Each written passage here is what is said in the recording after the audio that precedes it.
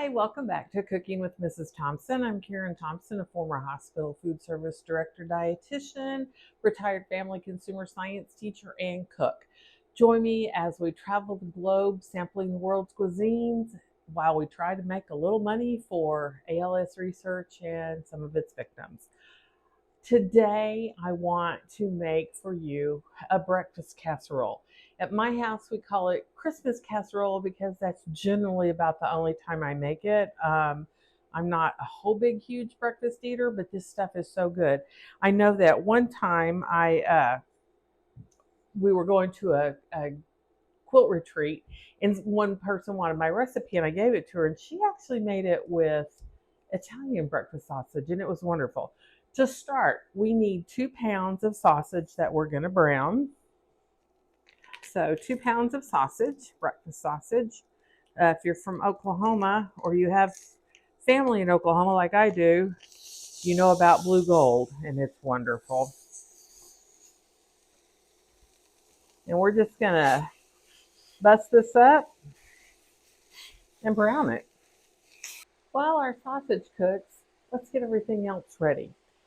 Normally I use a 9x13 cake pan, but I am going to spread this recipe or cut this recipe in half. I'm sending half to my friend for breakfast for dinner tomorrow, and then the other half I'll feed my family with. It does make a 9x13. So I'm just going to split it in two, but everything else will be the same. The first thing that you need to do is spray your pans. So I usually try to take disposable so my friend doesn't have to worry about getting dishes back to me. Give it a light spray. The secret to this casserole, what makes it the best I've ever had, and guys, I don't like eggs. I've always said eggs are white things that come out of a chicken's rear end. I don't like them, except for this. I like it. You must use garlic, or not garlic, but cheese croutons. This is cheese and garlic. That's great, but it needs to be the cheese. I've made it with the Caesar croutons. I've made it with the regular croutons. No, get the ones that have cheese on. Don't care about the brand, but it needs to be a cheese crouton. So you'll need 2 packages, and you're going to put both of them, in your 9x13, or in my case, my 2 pans. Give your sausage a stir. So this pan's a little bigger than my Corningware, and that's good. So I'm going to put more croutons in it. Croutons in the pan. Next up, the filling. We're going to start with 1 can of cream of soup. Cream of mushroom, cream of celery. I understand that at H-E-B in Texas, you can get cream of jalapeno and cream of chipotle. I'm going to call my brother and ask him next time he comes to Kansas City way, bring me a case of each. I think they would be fabulous in here. But I'm, for this one, using cream of mushroom. So, goes in a bowl, and I'm going to fill it up 1 can of milk. Little hint, I like to stir my soup and milk up first. It just tends to go into solution a little better. All right. Our other seasoning is a tablespoon of dried mustard. Or in my case, 3 teaspoons, because the teaspoon will fit into here.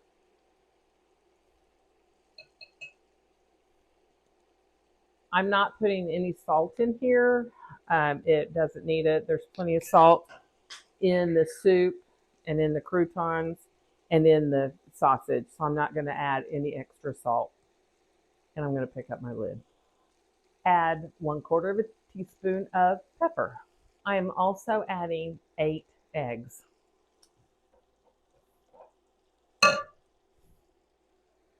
And all right, I'm going to set this to the side. My sausage is done. Now, generally when I cook sausage, I like to get it all really, the dark good and brown. But because this is going to bake for quite a while, I'm not concerned. It is cooked through and through, but you don't have to take it as brown as you normally would. and it'll be just fine because it will get some of those brown bits while it bakes in the oven. And let's assemble. So you would, if you're 9 by 13, you're just going to pour your sausage over all of it. Because I don't have a 9 by 13, I've got two. This pan's a little bigger, it's going to get a little more of the sausage. Next, we're adding cheese. I would get one of the 16-ounce packages if you're just buying one. I buy a lot of cheese. Sharp cheddar, I've found you'll use a little bit less for the same great cheese flavor because it is a stronger flavor. So we're going to put our cheese on. Good bit of cheese. Makes it mo better. The dogs are at my feet, making sure that I don't spill any. Then we're going to pour our egg mixture over. Just going to pour this over everything. I'm going to cover tightly with foil, put it in the refrigerator. These will cook in a preheated 350-degree oven for roughly an hour. I generally cook half the time with foil on. At 30 minutes, I pull the foil off to ensure even cooking, and then you have a casserole. These are going to be cooked tomorrow night, so it's going to be fine if it soaks for, this is going to be closer to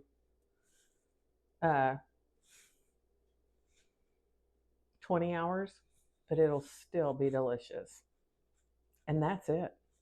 It's the next day. The casserole is baked 350 for 1 hour, and it is done. And let me show you. It looks so amazing. Doesn't that look good? I just got back from taking my friend hers. They loved it. So let's us try it. All right. Granted, it's a casserole and they're not beautiful, but they just always taste so good. And I don't like eggs at all, but I do like this. This is so, so good. It does not taste eggy. The non-negotiable in this, use the cheese croutons. Cheese and garlic is usually how they come. You can switch up the sausage. I've used many different brands, a little partial to blue and gold, but Jimmy Dean and some of the others are just fine. And like I said, it's also good with Italian sausage. Please give it a try. Remember to comment. We're trying to raise money for ALS. Like and share, follow, and you guys have a great day. Thank you.